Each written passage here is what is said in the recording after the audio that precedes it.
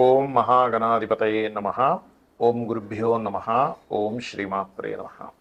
పరమేశ్వర స్వరూపమైనటువంటి జ్యోతిష, వాస్తు మరియు ఇతర అనేకమైనటువంటి శాస్త్రములను మనకు అందించినటువంటి మహర్షులకి నమస్కారం. హయగ్రీవ హయగ్రీవ హయగ్రీవేతియో వదేత్ తస్య నిస్సరతే వాణి జన్మకన్యా ప్రవాహవత్. అరుణాం కరుణాతరంగితాక్షీం ధృతపాశాంకుశపుష్పబాణచాపాం అనిమాదిభిరావృతాం మయూకైః అహమిత్యేవ విభావయే భవానీం. శ్రీమాత్రే నమః. ప్రేక్షకులకి ఆ లలితాంబిక అమ్మవారి యొక్క అనుగ్రహం పరిపూర్ణంగా కలగాలని మనస్ఫూర్తిగా కోరుకుంటూ మనం ఈరోజు విశ్వవసు నామ సంవత్సరంలో ద్వాదశ లగ్నాల వారికి గుర్తుపెట్టుకోండి. లగ్నం తెలియని వారు మాత్రమే రాసి చూసుకోండి, ఎందుకంటే రాశి కంటే గొప్పది లగ్నము. ఇది గుర్తుపెట్టుకోండి. లగ్నం తెలుసు, హ్యాపీగా లగ్నం నుంచి నేను చెప్పినటువంటి చూసుకోండి. కానీ ఇక్కడ మనకి రాశి ఫలాలకి ఎక్కువ ప్రాధాన్యత ఇస్తూ ఉంటారు కాబట్టి రాశి చూసుకోవచ్చు, తప్పేం కాదు. అయితే అందరికీ కూడా ఏంటంటే ఈ సంవత్సరం విశ్వవసు నామ సంవత్సరం ఎలా ఉంటుంది, మనకి పంచాంగంలో చూసుకున్నట్లయితే ఆదాయము అంటే వాళ్ళకు వచ్చే ఇన్కమ్ ఎంత, వ్యయము ఖర్చు ఎంత అవుతుంది, అదేవిధంగా రాజపూజ్యము అంటే మనల్ని మెచ్చుకునే వాళ్ళ పరిస్థితి, మనకి రెస్పెక్ట్ఫుల్గా ఉండేటువంటి పరిస్థితులు ఎలా ఉన్నాయి, అదేవిధంగా అవమానము, మనం ఎక్కడైనా సరే కొన్ని తప్పిదాలు చేయడం వల్ల మనం ఎక్కడ డిసప్పాయింట్ అవుతాము, ఇబ్బంది పడతాము అనేటువంటి విషయాలు పంచాంగంలో ఇస్తారు. మరి అవి యాజ్ ఇట్ ఈజ్గా అలాగే సాగాలని ఉంటుందా, దాన్ని మనం ఏదైనా మార్చుకోగలమా, అదేవిధంగా మనకి మన జీవితంలో ఉన్నటువంటి ధనం కావచ్చు, వివాహం కావచ్చు, అదేవిధంగా జాబ్ కావచ్చు, అబ్రాడ్ వెళ్ళడం కావచ్చు, ఇన్వెస్ట్మెంట్స్ కావచ్చు, ఇట్లాంటి అనేకమైన అంశాల్లో ఎలా ఉండబోతుంది ఈ సంవత్సరం, మీకు ఏ విషయాల పట్ల జాగ్రత్త వహించాలి, ఏ దేవతా ఆరాధన, గోసేవ ఏం చేసుకోవాలి, అదేవిధంగా ఎటువంటి దానములు ఇవ్వాలి అనేటువంటి విషయాల్ని ఒక్కొక్కటిగా నేను మీకు వివరిస్తాను. ఈ యొక్క విషయాలు చెప్తుంది నేనైనప్పటికీ కూడా చెప్పిస్తుంది సాక్షాత్ లలిత అమ్మవారిగా భావిస్తూ తెలుసుకుందాం. వృశ్చిక లగ్నము, వృశ్చిక రాశి. మీ యొక్క రాశికి ఈ విశ్వవసు నామ సంవత్సరంలో ఆదాయము, వ్యయము, రాజపూజ్యం, అవమానం ఎలా ఉంది అని చూసుకున్నట్లయితే ఆదాయము 2, వ్యయం 14. అందరికీ చూడగానే అయ్యబాబై 2 ఆదాయం వ్యయం 14 అనిపిస్తుంది. ఏం కంగారు పడక్కర్లేదు. దీనికి చక్కటి పరిహారం ఉంది. దాని ద్వారా మీరు ఆదాయాన్ని పెంచుకోవచ్చు, వ్యయాన్ని తగ్గించుకోవచ్చు. అలాగే అవమానము, రాజ్యపూజ్యంగా చూసుకున్నట్లయితే 5, 2. చక్కగా రాజ్యపూజ్యం అంటే మనల్ని మెచ్చుకునే వారి సంఖ్య 5 ఉంటే అవమానం 2 ఉంది.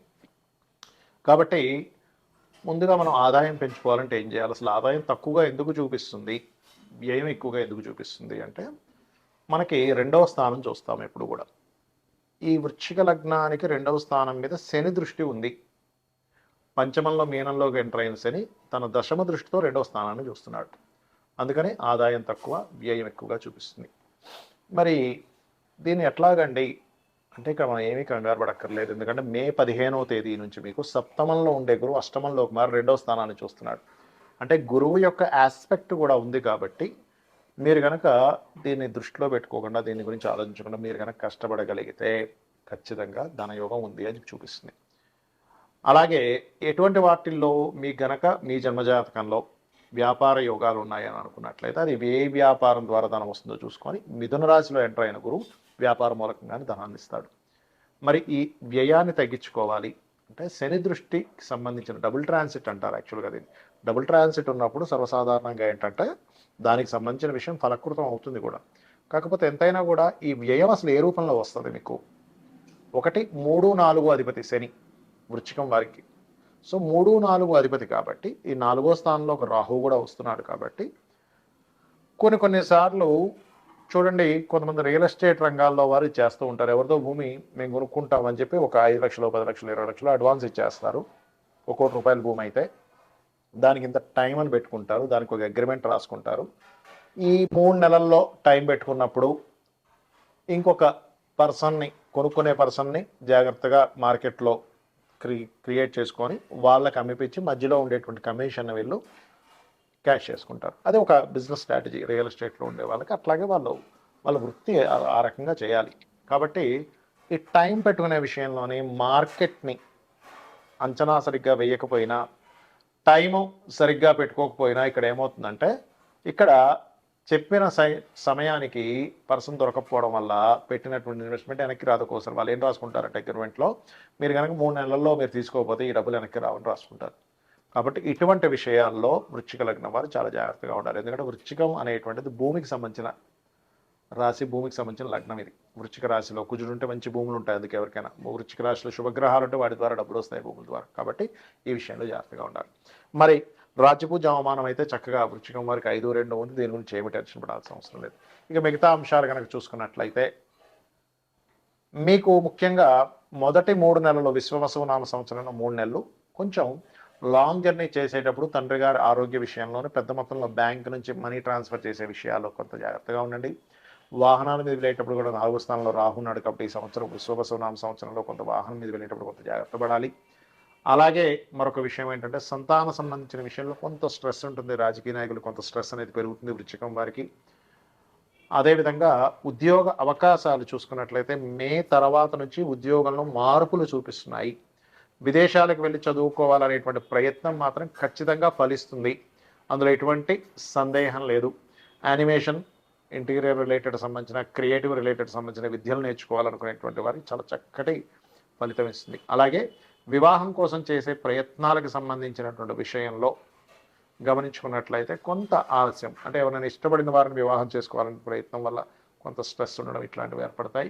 ఇక మీరు నిత్యము చేయవలసినటువంటి దేవతా ఆరాధన ఏమిటి చూసుకున్నట్లయితే ఎక్కువగా దత్తాత్రేయుడిని, అలాగే జయ గురుదత్త, శ్రీ గురుదత్త అనే నామము, మరియు సంతానం కోసం ఎక్కువగా ఇబ్బంది పడేటువంటి వారు ముఖ్యంగా మీరు చేయవలసింది శ్యామలాదేవి అయి నమః అనేటువంటి నామస్మరణ, దిగంబర శ్రీపాదవల్లభ దిగంబరాయ నమః అనేది, మరియు రాజకీయాల్లో బాగా రాణించాలనుకున్నప్పుడు రాజశ్యామల మంత్రాన్ని సాధన చేయడము, లేదట్లేదు రాజశ్యామల హోమం చేయడము చేసినట్లయితే అన్ని విధాలా మీకు బాగుండడం జరుగుతుంది. చాలామందికి జాతచక్రం ఉండదు, మరి వాళ్ళు ఏం చేయాలి? ఎందుకంటే వాళ్ళకి రాశి, నక్షత్రము, లగ్నం ఏమీ తెలియదు. అటువంటి వారు ఈ సంవత్సరం పరంగా చూసుకుంటే ఈ సంవత్సరం అందరూ కూడా కాస్త ఇన్వెస్ట్మెంట్స్ చేసే విషయాల పట్ల కాస్త జాగ్రత్తగా ఉండాలి. ఎందుకు? సహజంగానే కర్మకారకుడు సహజంగా 12వ స్థానంలో ఉన్నాడు. అంటే ఒకసారి 1-4 సార్లు దాన్ని అనాలిసిస్ చేసుకుని ఇన్వెస్ట్మెంట్ చేయండి. అది గృహం మీద, స్థలం మీద, బిజినెస్లోనా, షేర్ మార్కెట్లోనా, మ్యూచువల్ ఫండ్స్లోనా అనేటువంటిది కాకుండా ప్రతిదాన్ని క్లియర్గా మీరు అనాలిసిస్ చేసి నేను దీంట్లో ఇన్వెస్ట్మెంట్ చేస్తే అంతవరకు కరెక్ట్ అనేటువంటిది ఒకసారి అనాలిసిస్ చేయండి. ఎందుకంటే రాబోయేటువంటి కాలం ఆల్రెడీ 3 సంవత్సరాల క్రితమే నేను మీకు హెచ్చరించాను. రాబోయేటువంటి కాలం జాబ్స్ తక్కువ, సొంతంగా మనం చేసుకోవాల్సిన సమయం ఆసన్నం అవుతుంది అని 2.5-3 ఏళ్ల క్రితమే హెచ్చరించినటువంటి వీడియోలు ఉన్నాయి యూట్యూబ్లో, చూడండి కావాలంటే. ఎందుకంటే శని నీచ పొందేటువంటి స్థానం వైపు ప్రయాణిస్తున్నాడు కాబట్టి ఇప్పటికీ మించిపోయింది లేదు, ఇంకా 2.5 సంవత్సరాల తర్వాత వెళ్తాడు అక్కడికి. కాబట్టి మీ మీకు ఇక్కడ కనబడుతూనే ఉంది చూడండి, జాబులు తగ్గుతూ ఉన్నాయి. అంటే మనం ఓన్గా ఏం చేసుకోగలం, మన టాలెంట్ ఏంటి, ఒక్కొక్కరిలో ఒక్కొక్క గొప్ప టాలెంట్ ఉంటుంది.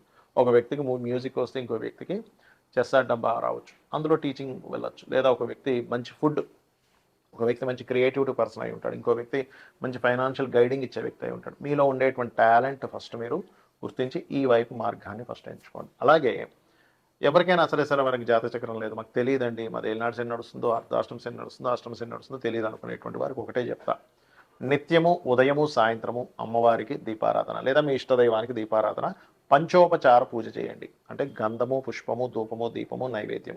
జస్ట్ మనస్ఫూర్తిగా ఒక్క 10 నిమిషాల్లో మీకు పూజ కంప్లీట్ అవుతుంది. ఖచ్చితంగా మీకు ఎటువంటి ప్రభావం మీ జన్మజాతకంలో నాకు ఏలినాడు శని ఉందనో, లేకపోతే పలానా గోచారంలో ఉండేటువంటి గురుబలం లేదనో, లేనట్లయితే ఒక్కొక్కసారి ఏమవుతుంటుందంటే కాల సంతోషం, ఇట్లాంటివన్నీ భయాలు పెట్టుకుంటారు అనవసరంగా. అటువంటి భయాలు ఏమీ పెట్టుకోకండి. చక్కగా గ్రహస్థితి ఎలాగున్నా నేను అమ్మవారి పాదాలు పట్టుకున్నా, నా శివుణ్ణి నమ్ముకున్నా, లేదా నారాయణుని నమ్ముకున్నా, నా ఇష్టదైవాన్ని నమ్ముకున్నా, నా ఇష్టదైవమే నన్ను చక్కటి మార్గంలోకి తీసుకెళ్తుందని మీ పనులు మీరు చేస్తూ కూర్చుంటాను. అనవసరమైన భయాలు పెట్టుకోకండి. అలాగే ఇక్కడ ఒక చిన్న టిప్ ఇస్తాను, ఏంటంటే వాస్తుపరంగా ఎప్పుడు కూడా మీకు ధనాభివృద్ధి కలగాలి అంటే ఉత్తరంలో ఎటువంటి బాత్రూమ్స్, లెటర్న్స్ ఉండకూడదు. ఉత్తరంలో వైట్ కలర్ ఉండేలా చూసుకోండి. ఖచ్చితంగా మీకు 100% కూడా మీకు మీ యొక్క ఫైనాన్షియల్ గ్రోత్ పెరిగి తీరుతుంది. అలాగే ఆగ్నేయంలో కూడా వాటర్ లేకుండా కాస్త ఒక గ్రీన్ బల్బ్ ఉండేలా చూసుకోండి. ఉత్తరంలో వైట్ కలర్ ఉండేలాగా, ఈస్ట్ అండ్ ఆగ్నేయం సైడ్ కాస్త గ్రీన్ కలర్స్ ఉండేలాగా, అలాగే నైరుతిలో creamish colour or yellowish colour master bedroom ఉండేలా ట్రై చేయండి. అప్పుడు ఏమవుతుందంటే అది వాస్తుపరంగా ఎనర్జైజ్ అవుతుంది ఆ యొక్క ప్రదేశం అనేటువంటిది. అలాగే మరొక విషయం ఏంటంటే ఇక్కడ మీరు ఈ దేశకాల సంబంధించినటువంటి విషయాలు కనుక చూసుకుంటే ప్రపంచవ్యాప్తంగా కొంత ఆర్థిక మాన్యాలు, కొంత స్టార్టింగ్లో అంటే సంవత్సరం మొదట్లో కొన్ని చిన్న ఇవి చూపిస్తున్నాయి. ఎందుకంటే మనకి గతంలో ఏదైతే మనకి దీనికంటే విశ్వవసు నామ సంవత్సరానికి ముందు ఏదైతే క్రోధినామ సంవత్సరంలో అనవసరమైన గొడవలన్నీ జరిగాయో, ఈ సంవత్సరంలో అన్ని గొడవలు ఉండవు. తగ్గుతాయి కొంతవరకు. కాకపోతే ఈ ఆర్థిక మాంద్యాలు, ఈ జాబ్ మీద ప్రభావాలు ఇవి ఉంటాయి కాపోతే. కాబట్టి ఈ యొక్క విషయంలో కాస్త మీరు జాగ్రత్తగా మీ లైఫ్‌ని ప్లాన్ చేసుకుంటారని మనస్ఫూర్తిగా కోరుకుంటూ శ్రీమాత్రే నమః.